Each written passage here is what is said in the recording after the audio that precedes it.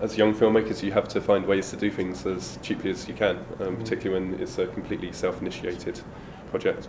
So beg, steal, borrow cameras. Yeah, using friends' time. When you're making films like this, starting out, you've just got to go in there, spend some of your money, because I mean, if you're lucky, you might even get that money back, but if not, it's all an investment for the future, because you never know what's going to come from it.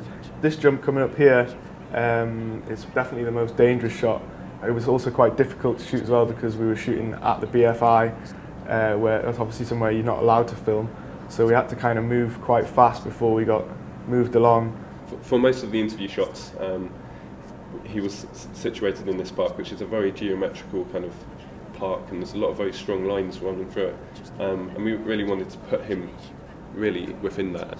As soon as you've got like sort of handheld movement, it gives you the sense that like there's someone else in the situation, whereas if you've got it steady, I kind of feel like it's a portrait. Do you know what I mean? It's like everything's still, the only thing that's moving is the subject, and that subject is the main focus. For this shot, which is one of my favourite shots, it was the first time actually there was a member of the public who walked into the shot, and just at the very end of the shot you just see him turning and catching what Daniel's doing, and it was actually quite amazing once we started filming, seeing the two kind of contrasts, and the people who would take a moment and look at what he's doing, and other people who would completely deny it was happening and just head down and straight on. It was that individual.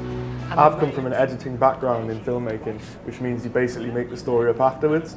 And with documentary making, I think it's really quite exciting, because like with this particular case with Daniel, we didn't know that he was going to come out with all this kind of backstory about religion and stuff like that, and that's what made the film what it is the fact that he came out with all these things that we weren't expecting at all. We could never have planned for.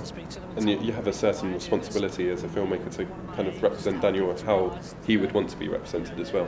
Parkour as a tool is so powerful, and it can change so many people's lives, really. So one of the good things and the bad things was working with this slow motion camera, which meant we could capture 8 seconds of slow motion, but once you start capturing, you can't stop it.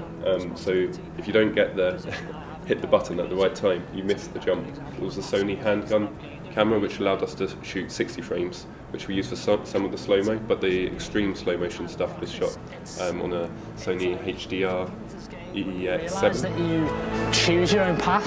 You choose to fall, you choose not to fall. You choose to make a film, and you can do it, you know, for next to nothing.